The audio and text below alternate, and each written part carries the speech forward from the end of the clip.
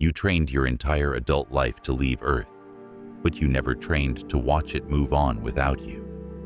You are 34 when the launch window opens.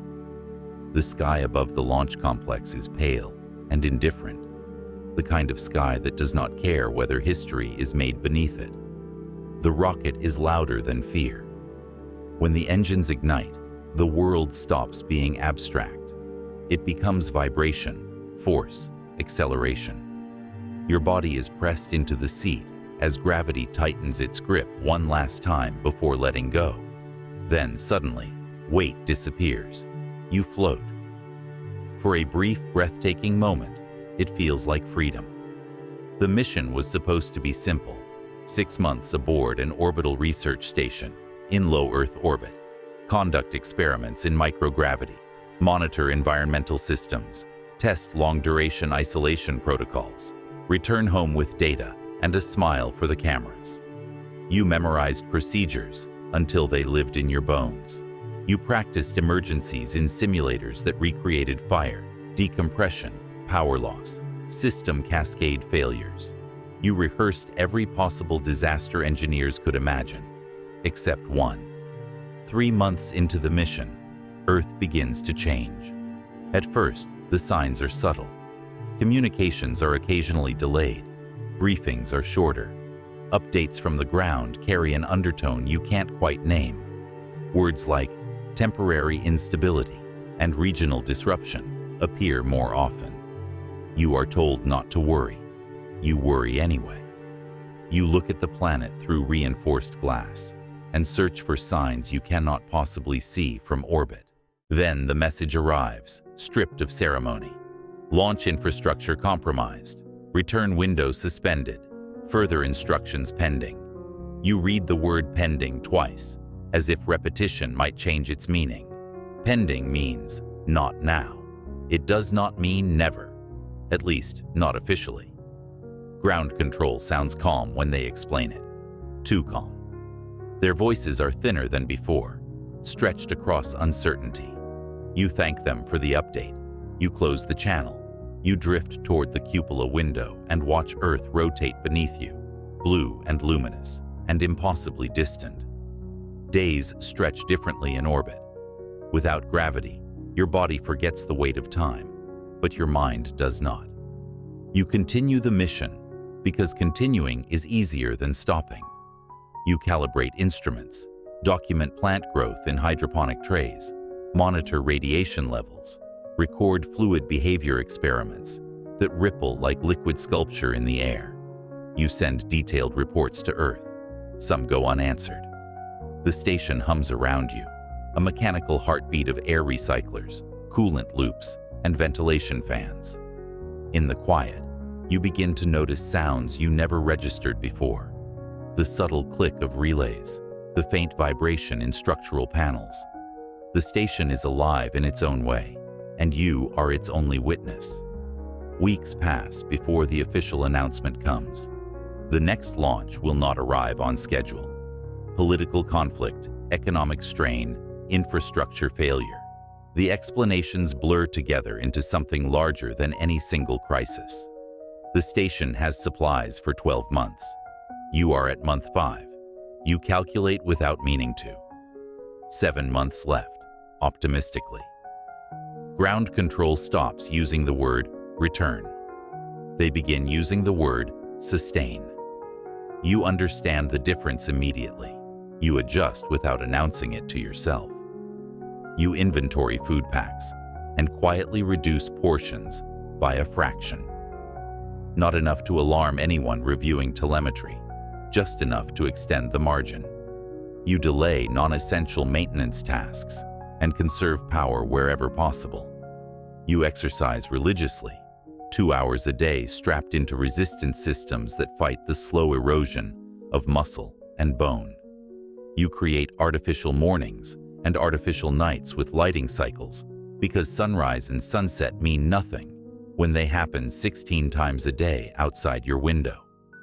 You replay old voice messages from home and stop halfway through one because it hurts too much to finish. Communication windows grow irregular. One day, You transmit a routine systems report, and no one responds. Not immediately. You float in the center of the module, hands gripping nothing, listening to the soft hiss of circulating air. Minutes stretch into an hour. Static answers you when you try again. Eventually, a reply comes. An automated routing error, temporary outage, connection restored. You nod as if someone can see you. You do not fully believe it. You begin recording backup logs. Not just official ones, but personal entries stored locally. In one of them, your voice quieter than usual, you say something you have been avoiding. If they cannot come, I will stay. The sentence changes the shape of your thoughts. Until that moment, everything had been temporary, an inconvenience waiting for correction. Now permanence enters the room. You run simulations late into what you call night. Life support endurance, water recycling efficiency, projected hydroponic yield. You were trained to survive emergencies measured in hours or days. You were not trained to outlast a planet in crisis. Months blur together. The station feels smaller, its corridors shorter, its modules more intimate. You talk to it sometimes, half joking, half sincere. You assign personalities to sections. The lab is patient. The sleeping quarters are unforgiving. The airlock is honest. You begin dreaming of gravity, of walking across a room without pushing off walls, of feeling your own weight settle into your feet. When you wake, you spin gently once in the quiet, reminding yourself where you are. An unmanned supply capsule finally launches. You guide it manually during docking, hands steady despite the tremor in your chest. Inside are food packs, replacement filters, medical supplies, and a brief message. We are rebuilding capacity. Hold position. You laugh softly at the phrase. You are not a chess piece to be held. You are a human being suspended above a world that no longer promises certainty. A year passes. The station was never designed for solitude this long. You rearrange equipment to create novelty, shift personal items to new corners, start experiments no one requested just to observe something change. You track orbital decay and realize a reboost maneuver will soon be necessary. Fuel margins are narrow. Confirmation from Earth is delayed. You conduct the burn yourself.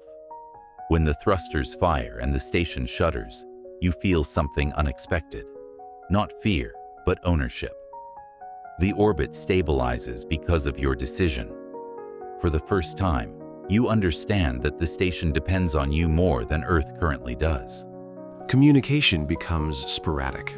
Fragmented broadcasts reach you, news of reconstruction efforts, regions cut off from global systems, attempts at stabilization. You stop trying to assemble the full picture. You focus on the next hour, the next system check, the next breath. You begin marking time not by days, but by resupply intervals, by maintenance cycles, by the rhythm of pumps and fans. The idea of returning grows abstract, like a memory from childhood that feels real but distant. One cycle, though the word day no longer fits, you drift to the cupola window and notice that Earth is darker than you remember. Fewer city lights, more unbroken shadow. You press your hand to the glass. A realization settles slowly. You are no longer waiting. You are sustaining. You expand the hydroponic systems beyond original protocol, experiment with new growth patterns, repair cosmetic damage you once ignored.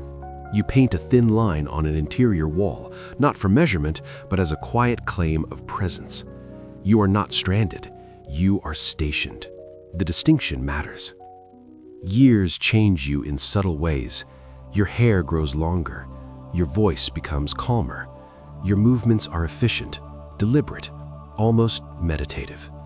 When a strong, stable signal finally arrives announcing a confirmed recovery mission, you do not react immediately.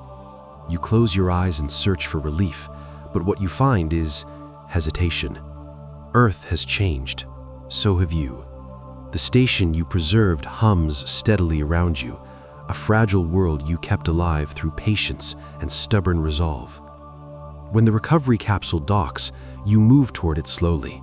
You take one last look at the modules, at the orbit you protected, at the systems you refused to let fail. You leave the lights on. As the capsule separates, the station drifts against the black, smaller with every passing second. Earth grows larger in the window, filling your vision with blue and white and atmosphere. Gravity will return. Noise will return. People will ask what it was like to be alone above a planet in turmoil. You will search for words and find them inadequate. Because the hardest part was not staying. The hardest part was becoming someone who could. If you were there, would you have waited?